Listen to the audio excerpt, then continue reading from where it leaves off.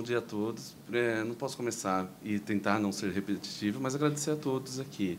É um grande orgulho poder dividir esse momento com vocês. Uma pesquisa longa, mais de um ano trabalhando nessa pesquisa, com uma equipe, e muitas decisões rolando e muita coisa acontecendo. E ter a chance de dividir esse momento com vocês é uma grande oportunidade, uma forma de horizontalizar essa pesquisa, uma forma de trazer vocês também para dentro dessa pesquisa. Essa não é uma pesquisa que se encerra agora. O que nós construímos agora é um banco de dados robusto, poderoso, com 118 mil células, né, com mais de 250 colunas, com 480 linhas, enfim, e nós temos todos esses dados. Alguns deles foram cruzados e tratados para serem apresentados hoje aqui. Mas a verdade é que a pesquisa continua. Muitos outros cruzamentos a gente pode fazer, muitas outras referências a gente pode trazer, e a ideia é que nós não fiquemos apenas nos números, é que nós avançamos pelo teor dessas decisões, trazendo alguns cruzamentos e algumas considerações a respeito disso no cenário maior, né? Na ideia das eleições, na ideia de conteúdo digital e também para as questões que acaba sempre encontrando, e a gente vai encontrar aqui, democracia e a tutela ou não do eleitor a respeito disso. Eu sei que eu queria aproveitar o tempo de vocês para dizer um pouco sobre o processo dessa pesquisa. Um dos objetivos, como eu disse, é apresentar os resultados, mas o processo, por si, já rendeu outros frutos. A ideia de que nós precisamos caminhar o suficiente para conhecer qual que seria o melhor processo para a coleta e filtragem desses dados, para se chegar nesse banco de dados tão grande e tão rico, a gente precisou realmente desvendar algumas coisas. Todo mundo que trabalha com pesquisa empírica, sobretudo jurisprudência, principalmente na coleta de bases digitais, nós encontramos a dificuldade de saber o quão completo é aquele banco de dados. Porque é muito difícil. Quando nós pesquisamos a jurisprudência e nós colocamos alguns filtros, imagina, será que está tudo ali? E se não está, como foi selecionado? A ideia, o primeiro passo dessa pesquisa foi entender o ponto de partida, o quanto que a Justiça Eleitoral e como ela traz e apresenta essa base de dados. A Justiça Eleitoral é extremamente reconhecida por força do seu trabalho incessante em prol das eleições, ela julga, ela faz a gestão do processo eleitoral, ela normatiza, ela responde consulta, enfim, é multifunção, e sempre reconhecida com a sua característica digital, de acesso, de acessibilidade.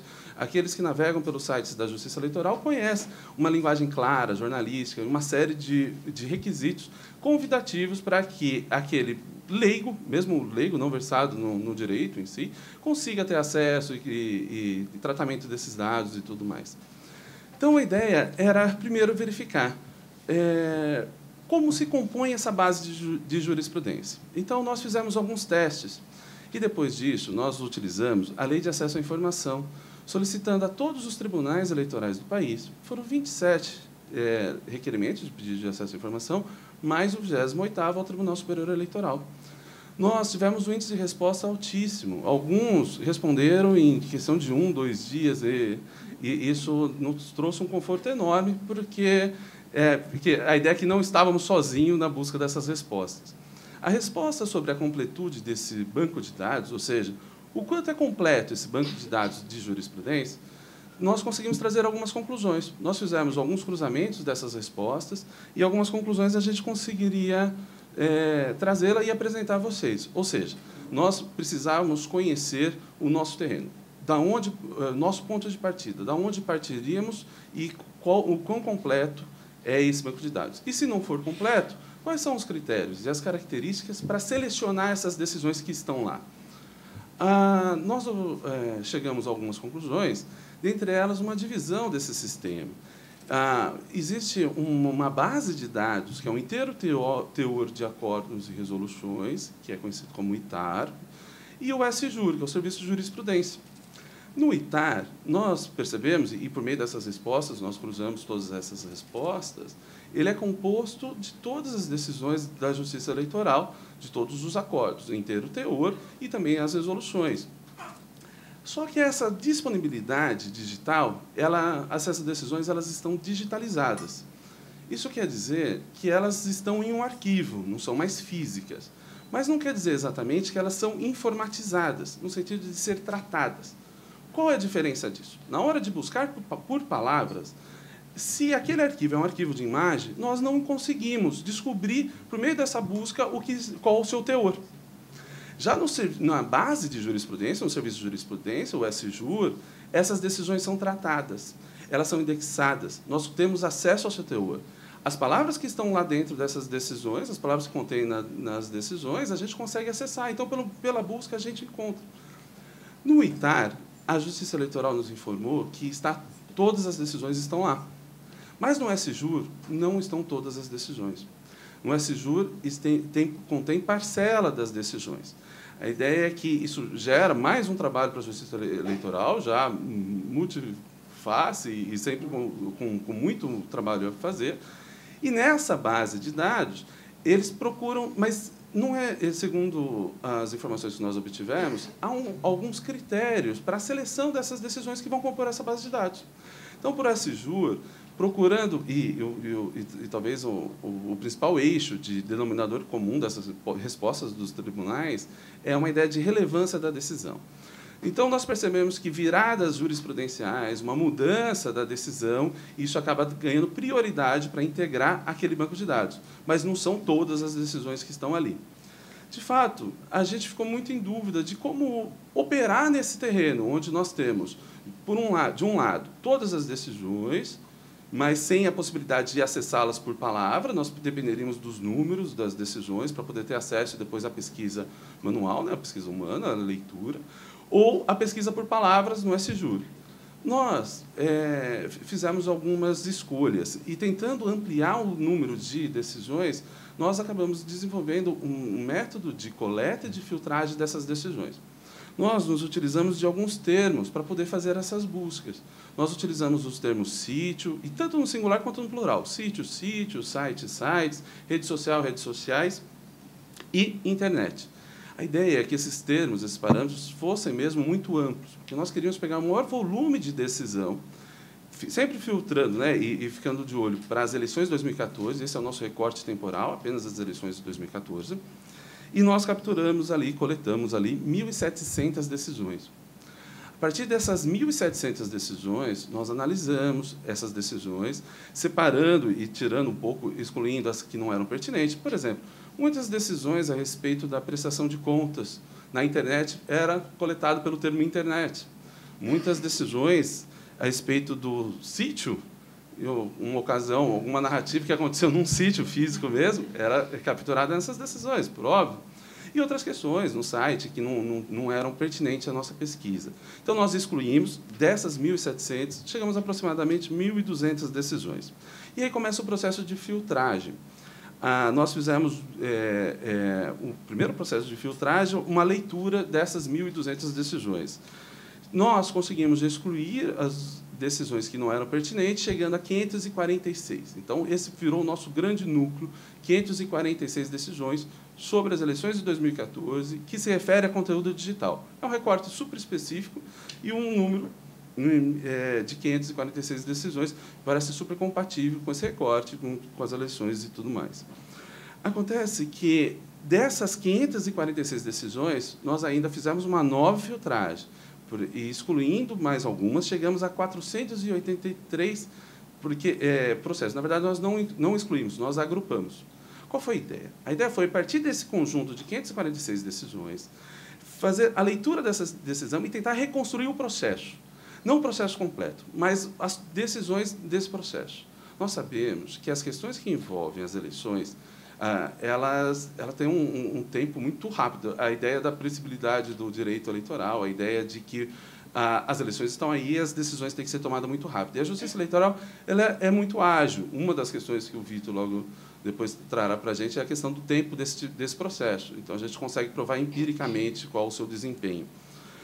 Mas toda essa agilidade pode ser que, quando nós estudássemos o acórdão, que é aquela decisão lá na frente, colegiada, nós perdêssemos a essência do objeto, que foi dado, talvez, em liminar. muitas liminares são tratadas dessa questão. Então, nós resolvemos reconstruir esse processo, pelo menos o processo decisório.